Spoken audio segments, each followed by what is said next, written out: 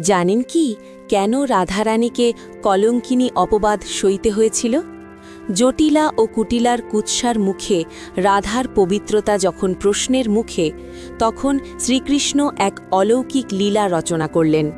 শ্রীকৃষ্ণ অসুস্থতার অভিনয় করলেন। কোনো বৈদ্যই তাকে সুস্থ করতে পারলেন না। অবশেষে কৃষ্ণ নিজেই এক তেজস্বী সাধুর বেশে এসে বললেন, একমাত্র পরম পতিব্রতা নারীর আনা যমুনার জলেই তিনি সুস্থ হবেন।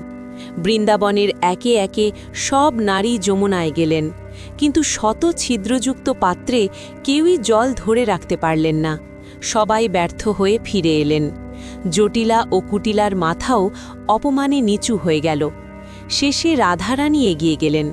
পরম ভক্তিতে তিনি যখন পাত্রটি জলে ডুবালেন, স্বয়ং কৃষ্ণ যমুনার জলে দেখা দিলেন এবং নিজ হাতে তার পাত্রটি পূর্ণ করে দিলেন। সবাই বিস্ময়ে দেখল, শত ছিদ্র থাকা সত্ত্বেও রাধার পাত্র থেকে এক ফোঁটা জলও পড়ছে না। সেই পবিত্র জলে কৃষ্ণ আরোগ্য লাভ করলেন এবং জগৎকে জানিয়ে দিলেন, রাধা কলঙ্কিনী নন, তিনি সর্বশ্রেষ্ঠ পতিব্রতা ও সর্বপবিত্রা। জয় শ্রী রাধে কৃষ্ণ।